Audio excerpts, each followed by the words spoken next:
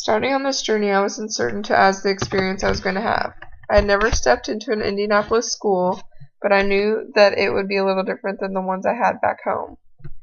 I was to join Miss Siller's 9th grade classroom, and I initially expected to be entirely involved in the flow of the classroom. From hearing others' experiences and their service learning, it had me looking forward to bonding and spending time with the students one-on-one, as well as a whole. I expected to be interacting with the students and helping them through their classwork and anything they should be caught up with. I am very comfortable with the time period in Asia that they were working with, and it was interesting to me to see students wanting to learn more about it, seeing as history is not always something that this age group enjoys. I attended the classroom on Wednesdays for one period, and the majority of the time it was spent observing. I sat in the back of the classroom and watched class as it went on. I took notes of the things the teacher did to gather attention of the students, such as counting down from 5 or snapping in a rhythm and receiving a rhythm back. It was very clear that the teacher and students respected each other. It wasn't until the very last few times where the teacher had me help hand out assignments, read with the class, as well as assisting with classwork. I presume it took time for me to earn her trust. There was a feeling I got during my service hours, and I didn't feel very comfortable in the classroom setting.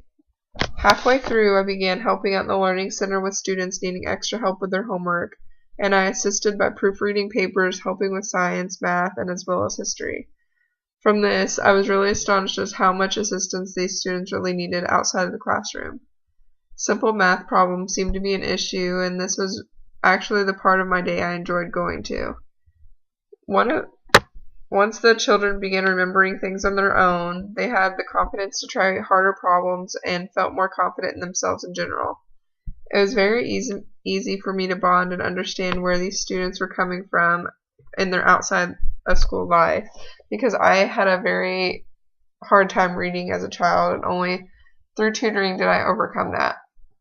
One of the students, Chris, made it a point to tell me that he liked when I'd come in on Wednesdays, and when I would leave, he always made it a point to ask if I was coming back next week. Through this experience, I have learned that teaching in a classroom was not for me. However, I did learn that I do enjoy being a role model and mentor to young boys and girls. The struggles that I went through growing up in a broken home, then the majority of it spent living with my grandma, is something that a lot of kids can relate to nowadays. And being an example for them that they can make it out of any situation that they are currently in is extremely powerful. I think that my skills and leadership qualities will be better served in another career, but I am thankful for service learning because it has taught me these things about myself.